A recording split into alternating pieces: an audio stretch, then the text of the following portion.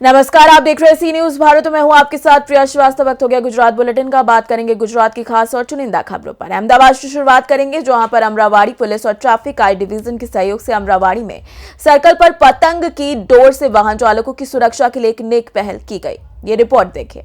अमरावाड़ी police और traffic I division के सहयोग से अहमदाबाद में अमरावाड़ी सर्कल पर पतंग की डोर से वाहन चालकों की सुरक्षा के लिए अनूठी पहल की गई। अहमदाबाद व्यापार सुरक्षा समिति ने लगभग 1008 लोहे की सुरक्षा गार्ड वाहनों में लगाए ताकि पतंग के तारों से बचा जा सके।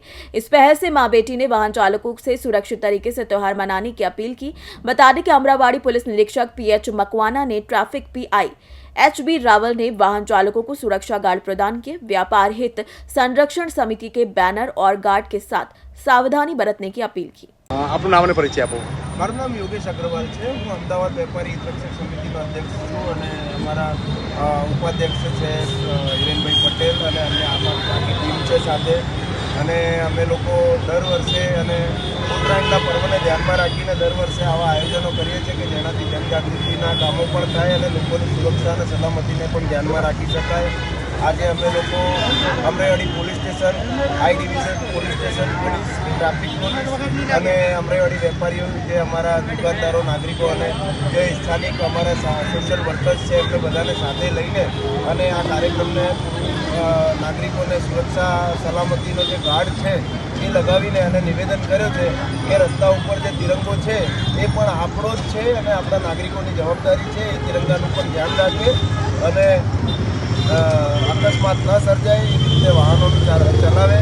ચોરીઓ અત્યારે આ ઉત્તરાયણના ટાઈમમાં જે રસ્તા ઉપર ઘણી વખત અકસ્માતો નડે છે। ગયા વર્ષે 29 લોકોના અમરાઈવાડી વિસ્તારની અંદર આપણા ઝોન 5ની અંદર 29 લોકોના અકસ્માત નડ્યાના કારણે મૃત્યુ થયો છે। જે ઘરોમાં તલસાંકડી બનાવીને ખુશીનો ઉત્સાહનો ઉમંગનો આયોજન થવું જોઈએ એમાં ઘરોમાં માતમ ફેલાયા હતા।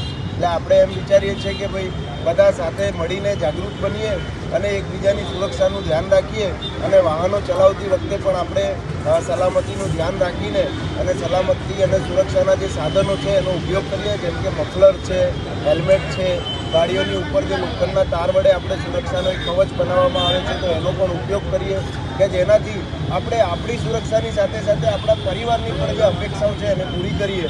અને સરકારશ્રી જે આપણા માટે ઘણા બધા પ્રયત્નો કરતી જ હોય છે પણ સરકાર કરતાં સંસ્કારો કામ કરતા હોય છે। એટલે સંસ્કારોની સાથે આપણે એકબીજાની સુરક્ષાનું ધ્યાન રાખીએ અને ઉત્તરાયણનો જે તહેવાર છે ઉત્તરાયણનો તહેવાર મનાવીએ રાખીને ભાન બેદરકારીથી જઈ શકે છે કોઈની જાન। એટલે આપણે જરાય બેદરકારી ન કરવી અને લોકોની સુરક્ષાનું પણ ધ્યાન રાખવું અને સ્વયંની સુરક્ષાનું પણ ધ્યાન રાખવું, નાના બાળકોનું વધુ ધ્યાન રાખવું એવા મેસેજ અને સૂચક સંદેશ સાથે અમે ખાલી એટલું જણાવીએ છીએ કે ચાઇનીઝ દોરીનો ઉપયોગ કરવો નહીં, એનો વેપાર કરવો નહીં। એ દંડાત્મક એની ઉપર સરકારશ્રી પગલાં લઈ રહી છે અને એ ગુનો દાખલ થાય છે એની અંદર। એટલે કોઈ પણ વ્યક્તિએ ચાઇનીઝ દોરીનો ઉપયોગ કરવો નહીં અને ચાઇનીઝ દોરીનો વેપાર કરવો નહીં અને પોતાની ફરજ સમજીને નાગરિકોની સુરક્ષા માટે આવા કોઈ પણ ગેરકાયદેસર વેપાર ના કરવા કે જેનાથી આપણા નાગરિકોની જાન। હું PSI કુમાર આટકેસર પોલીસ ચોકી તરીકે ફરજ બજાવું છું અમરાઈવાડી પોલીસ સ્ટેશન। આજરોજ અમરાઈવાડી હિત રક્ષક વેપારી એસોસિએશન અને અમરાઈવાડી પોલીસ સ્ટેશનના તરફથી આગામી ઉત્તરાયણના તહેવાર નિમિત્તે કોઈ પણ માણસને બાઇક મોટરસાઇકલને જાનમાં બીજાને રક્ષણ કરે એ માટે એને સાવધાનીપૂર્વક આજરોજ લગભગ 500 કે 1000 જેટલા અગાઉનો કાર્યક્રમ કર્યો છે। સેફટીપૂર્વક નાગરિકોને પૂરેપૂરી સુરક્ષા મળે તે માટે અમદાવાદ શહેર પોલીસ પૂરેપૂરો આગ્રહ રાખે છે અને તેમને ચિંતાપૂર્વક જવાબદારી। ખાસ કરીને વેપારી એસોસિએશન દ્વારા ઉત્તરાયણના પર્વને લઈને પતંગ દોરીથી બચવા સેફટી ગાર્ડ લગાવાય છે, એના વિશે શું કહેશો? એના વિશે આ બહુ ઉમદા કાર્ય છે વેપારી એસોસિએશનનું, એનો કાર્ય આજે આવ્યો છે અને સાથે પોલીસને પણ રાખી છે એ પણ પ્રશંસનીય છે। अहमदाबाद से सी न्यूज संवाददाता योगेश गोस्वामी की रिपोर्ट। इसी के साथ बढ़ेंगे आगे, जहां अहमदाबाद की बोपल पुलिस थाना इलाके शेलाघुमा रोड पर स्वर्णिम सनसाइट लेबर कॉलोनी में मजदूरों के बीच झड़प हो गई। मामला क्या है, इस रिपोर्ट में देखें। अहमदाबाद के बोपल पुलिस थाना इलाके में शेला गुमा रोड पर स्वर्णिम साइट लेबर कॉलोनी में मजदूरों के बीच झड़प हुई। महिला मजदूर से छेड़छाड़ को लेकर मजदूर भिड़ गए थे। मारपीट की सूचना मिलने पर बोपल पुलिस मौके पर पहुंची। भीड़ ने जांच कर रही पुलिस पर हमला कर दिया।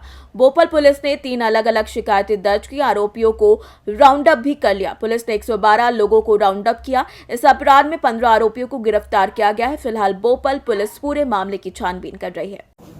ગઈકાલે રાત્રિમાં જે કે સ્વર્ણિમ સન કરીને એક કન્સ્ટ્રક્શન સાઇટ છે, ત્યાં લેબર કોલોનીમાં એક મહિલા જોડે છેડતીનો બનાવ બન્યો હતો. આ છેડતી બનાવ બન્યા પછી એ મહિલાના હસબન્ડ જે છે એ માણસને ઠપકો આપવા ગયા હતા. એ માણસને જોડે પણ જો એ ઘણા બધા માણસો ભેગા થઈને એને મારામારી કરી હતી અને એક રૂમમાં એને પૂરી દેવામાં આવ્યો હતો. પછી એવા માણસ જે છે આપણા ફ્રેન્ડને ફોન કર્યો હતો. એના ફ્રેન્ડ જે પ્રવીણભાઈ જે છે એ પણ ત્યાં પહોંચે और એ પહોંચ્યા તો એને ઉપર પણ મારામારી કરેલી છે. પછી લગભગ 10 વાગ્યા અમે પોલીસ સ્ટેશનમાં કૃષ્ણા સેલ્બી હોસ્પિટલથી એક હોસ્પિટલની વર્દી આવી છે કે એક માણસને જે માથાને ભાગે વાગેલી છે, તો એને આધારે અમારા હેડ કોન્સ્ટેબલ વિક્રમસિંહ ત્યાં પહોંચ્યા હતા और ત્યાં પહોંચીને જે ફરિયાદ લેવા માટે ત્યાં પહોંચ્યા હતા. પછી એને ત્યાંથી ડિસ્ચાર્જ કરવામાં આવ્યો હતો જે માણસને ઈજા થઈ હતી. और એ માણસોની નામજોગ ફરિયાદ લેવા માટે, માણસોને આઈડેન્ટિફાઈ કરવા માટે એ સુરેશ, પ્રવીણ, વિક્રમસિંહ અને એને સાથે 2-3 માણસો જઈને જો એ માણસોને આઈડેન્ટિફાઈ કરવા માટે એને નામજોગ ફરિયાદ લેવા માટે જે સાઇટ ઉપર પહોંચ્યા હતા. और ત્યાં જે માણસોનો ટોળો ભેગો થઈને એને ઉપર પથ્થરમારો કર્યો હતો और એને આધારે જે વિક્રમસિંહને પણ ઈજા થયેલી છે અને બાકી માણસોને પણ ઈજા થયેલી છે. આ આખા પ્રકરણમાં ટોટલ 3 FIR દાખલ કરવામાં આવી છે. એક FIR જે છે છેડતીની FIR છે, જેમાં મુખ્ય આરોપી જે દિનેશ કરીને છે, और બીજી જે છે રાઇટિંગ અને ગંભીર ઈજાનો એક બીજી જે છે, और ત્રીજી જે છે આ સરકારી નોકર ઉપર હુમલોની છે. એમાં સેક્શન જૂની IPCના સેક્શન 333 અને એમ જે હુમલો હતો, જે જીવલેણ હુમલો હતો, તેમાં અટેમ્પ્ટ ટુ મર્ડરનો કેસ દાખલ કરવામાં આવેલો છે. એમાં ટોટલ રાત્રિમાં જે ટોટલ 113 માણસોને એમાં આખા પ્રકરણમાં ડિટેન કરવામાં આવ્યા હતા और 113 માંથી જે છે એ મર્ડરના આરોપી જે છે 16 આરોપીને અટેમ્પ્ટ ટુ મર્ડરના કેસમાં એને અટક કરવામાં આવ્યા છે और બાકી 30 જેવા માણસોનો આઈડેન્ટિફિકેશન અને બાકી બધાનો પ્રોસેસ ચાલુ છે. એમાંથી 16 માણસો જે છે આ જુવેનાઇલ હતા, તો એની પણ જે કોન્ટ્રાક્ટર છે એને ઉપર કોન્ટ્રાક્ટ લેબર. अहमदाबाद से सीनियर संवाददाता यज्ञेश गोस्वामी की रिपोर्ट। इसी के साथ अहमदाबाद की अगली खबर का रुख करेंगे, जो अहमदाबाद के गोता इलाके में ओगोड़ में वीर सावरकर हाइट्स 3 में नए साल का जश्न अलग ही अंदाज में मनाया गया। रिपोर्ट देखिए। ओगड़च के वीर सावरकर हाइट्स 3 में भगवान की मौजूदगी में नए साल का जश्न मनाया गया। वीर सावरकर हाइट्स 3 के नए साल के जश्न के तहत 7 दिवसीय भागवत कथा का भी आयोजन किया गया।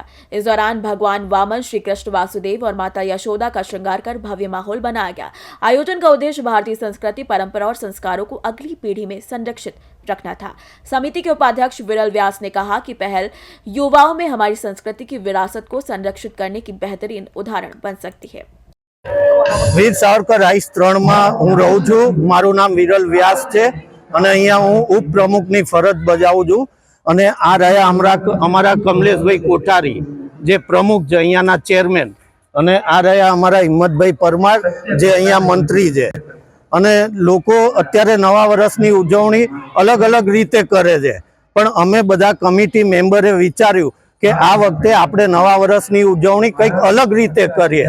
તો અમે કમિટી લોકોએ વિચારીને અહીંયા નવા વર્ષની ઉજવણી માટે સોસાયટીમાં શ્રી ભટ્ટ ભાગવત કથાનું આયોજન કરેલ છે. અને આ કથાથી અમારી સોસાયટીમાં એકતા થાય એવું અમે વિચારીએ છીએ. अहमदाबाद से सीनियर संवाददाता यज्ञेश गोस्वामी की रिपोर्ट। फिलहाल इस बुलेटिन में इतना ही। देश दुनिया की बाकी और खबरों के लिए आप बने रहिए सी न्यूज भारत के साथ।